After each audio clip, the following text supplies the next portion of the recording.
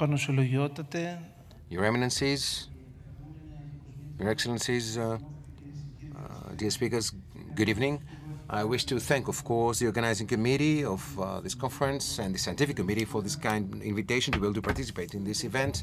In the 21st century, ladies and gentlemen, the multiformal social mosaic incorporates and embraces in interior concepts and shapes until recently unknown, not only in the wider public space, but also in the specialized medical scientific world. Medical technology evolves, offering plenty of optimization options and amenities, and its integration into healthcare is not only required, but also promising. At the same time, at the crossroads of bioethics and artificial intelligence, diverse ethical dilemmas often arise.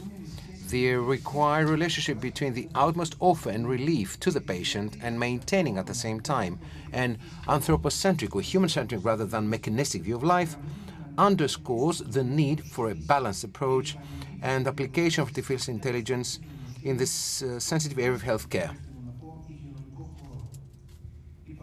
So this communication, this paper focuses on the intersection of bioethics with technology within the realm of palliative care, in order to shed some light to the ethical considerations surrounding the incorporation of technological advances.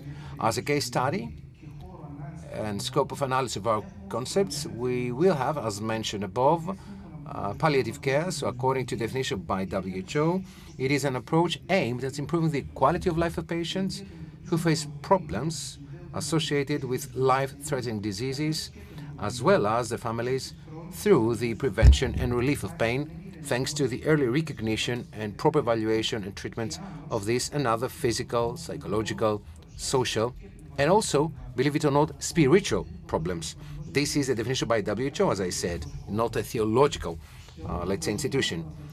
Globally, statistics point out, especially by the WHO, that there are great needs for palliative care, and few people receive such palliative care.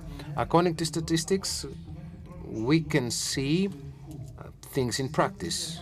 In these two slides, you can actually see the research we have conducted, one at the European Journal of Pediatrics, which shows the need of Greek parents who suffer from cancers, some child cancer in their family. So just to use some terms from molecular biology, with physical pain, psychological disorders, social changes, marital deficiencies or empowerments, domestic problems, problems that families need to address, bring new words at the forefront like psychosomatic, multifactorial, interdisciplinary, collective approach. In the next slide, with results from another recent research published in the European Journal of Social Sciences, we see the spiritual needs of the same parents of children with cancer and their connection with psychological empowerment. So based on the above data, we can argue that the experience of intense emotions and psychosocial problems may be, this is not 100% correct, related to the development of spirituality and religiosity. So it is easily understood that the bioethical approach, the use of technology in palliative care, in this speech, is an important and highly topical issue, as technology can offer many possibilities to life-threatening diseases that urgently seek a solution, but at the same time raises ethical dilemmas. The role of bioethics is not only to listen and understand or optimize an existing situation, but also to take a step further, preventing new potential risks, as man has a tendency first to try and then to assess and evaluate, while bioethics comes to reverse a particular rule, placing the discussion to precede the actual choice and practice. The increases in the scientific community's interest in the quality of life, especially of course of patients, we could actually say that have forced bioethics to divest itself forever of its exclusively medical character and able to listen the real human needs and concerns. And this is a major issue because as humans are characterized as psychosomatic being, lately we have seen that contemporary ethics flirts with the danger of focusing exclusively on his biological needs. Now, the 4 principles of bioethics, which are known in history as Belmont's text, are, as you know, autonomy, benefaction, avoiding harm and pain, and justice. So these 4 basic principles come under the microscope of spiritual evaluation in order to synchronize the spirit of modern times. More specifically, the principle of autonomy is understood in the framework of its interpretation as personal completeness and universality and not as arbitrariness. In the same way, we see the question of not doing harm. Of course, goods are not everything, and interests and session are often not selected. As a realization and acquisition require a lot of effort. It is the so-called indistinguishable boundary between as failing and do not harm. Correspondingly, the fourth principle of justice requires the release of all kinds and forms of interests. In addition, we need to understand the concept of right does not stop at the equality to everyone against the available medical options. As Professor Georgios Matzaridis reasonably wonders, that everyone can have recourse to methods of modern biomedical technology. But is it always a fair application implementation? Now, the main aspects and parameters of bioethical view of the use of technology in palliative care are the following. Number one, protecting the dignity of the patient. Technology must be used with respect to the dignity and autonomy of the patient. This includes the choice of tools that enhance the quality of life and do not replace human contact. Number two, accessibility and inequalities. Technology must be accessible to all patients, regardless of socioeconomic parameters. Triage of patients entering in ICUs, words that have troubled and tormented our lives during the recent period of COVID-19, testify and test the possibility of an inequality in access to technological medical means. Thirdly, the responsibilities of healthcare professionals. Healthcare professionals have the responsibility to assess the usefulness of the technology and use it responsibly. They must ensure that technology is integrated into human care in a way that supports the values and needs of the patient. Number four, information, consent, data, and privacy. Patients and the families should be fully informed about the use of technology. This includes, of course, benefits, risks, and alternatives. Consent must be free and fully informed. In addition, the use of technology involves data collection, which, as you understand, raises questions about the privacy and security of patients' personal information. And number five, technology should contribute to personalization of palliative care by enabling monitoring of patients' condition and improving pain management and other symptoms.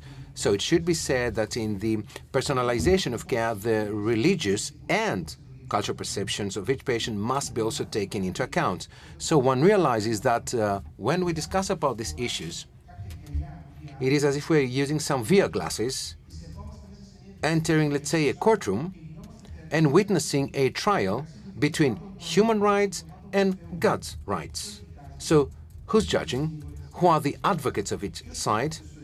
Who sits as being accused?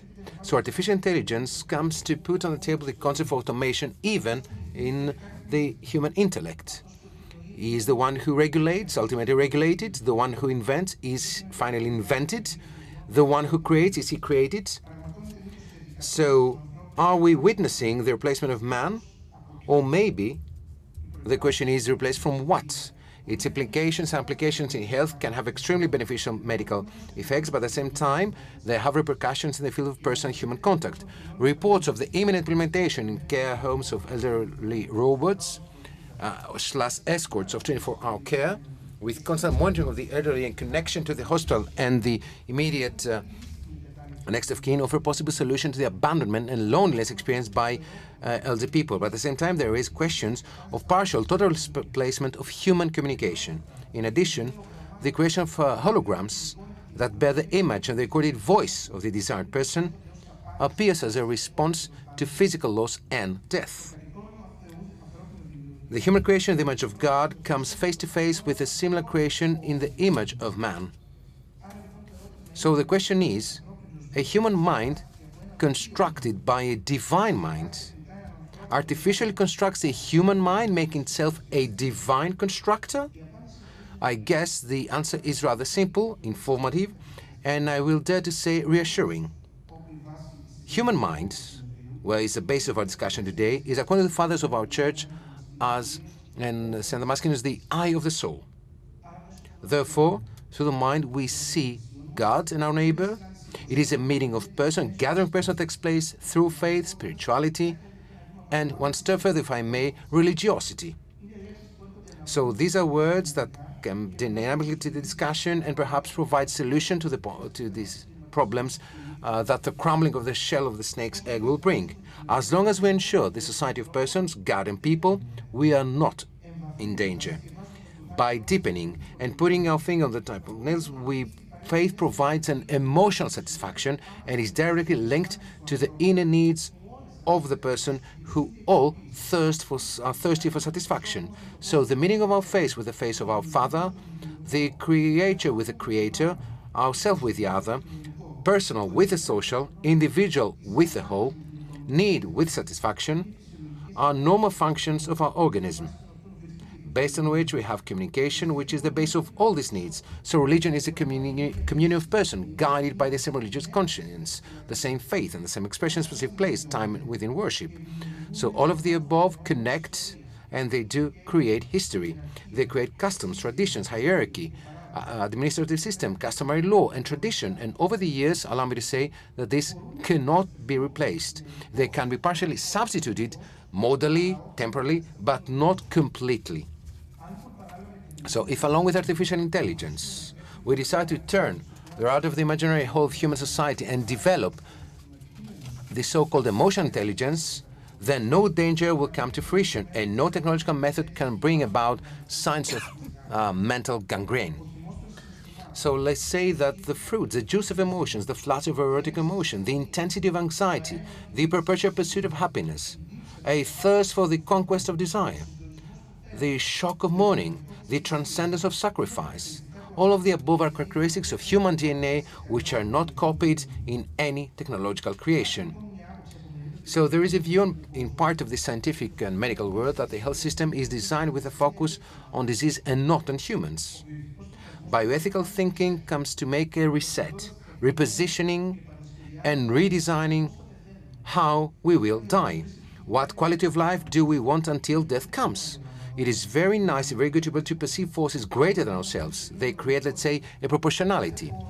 Every pain becomes a given fact, a fait accompli in my life, which even if I overcome it, I cannot reject it because in this way I'm rejecting myself.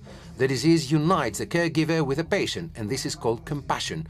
In other words, suffering together. We cannot change the fact that we're going to die, but we can change the way we're going to die. So, as has been said, Church actually provides the characteristics for us to be able to participate in the information of the new puzzle. And of course, the concept of economy and the economic character of theology, which brings together theory and principles of theological sciences with the problems of human society, creates a connection, a presence, and an exit to the needs of man. To conclude, allow me to say that Kleanthis and Fowler, in the book Connected, they say, both religion and the tendency to create social networks are part of our biological heritage and possibly are related to each other. Religion is a means of integrating individuals into a whole. Belief in God can affect social networks in a direct way. God can be seen as part of the social network, as an embodiment in the social fabric. Religious sensitivities are partly innate and related to our desire for social connection with others. In other words, a key function of religion is to stabilize social relations. Essentially, religion, as a social event, contributes to the self-determination of man who needs to establish relationships, to feel part of society, and to actively participate in its functioning. It has been aptly written on the subject that the creation of the world is a movement in which God, because he is a creator/God, turns towards a direction beyond and outside of himself, seeking encounter and communion. Therefore, since man has been created as the image of God, he also has the ability to co-create with God. In other words, to shape the world. In the book Wisdom Sirach, we hear about the so-called protoplasty, the first man and women. I take use of these 5 energies of the Lord and the 6th truth he gave to them by sharing, and the 7th word of interpretation of his energies. So, the protoplasm received from the Creator the power and use of the 5 senses, as a 6th gift, the intellect, 7th, the spoken word, to be able to do what? To express and interpret actions and creations of God. Therefore, as the heir of some of God's characteristics, man becomes a co-creator in various matters of life and is responsible for his interventions in environment and creation. By applying a collective and ethically informed approach, integrating technology into palliative care has the potential to significantly improve patients' quality of life, overcoming any potential risk and danger. Thank you very much.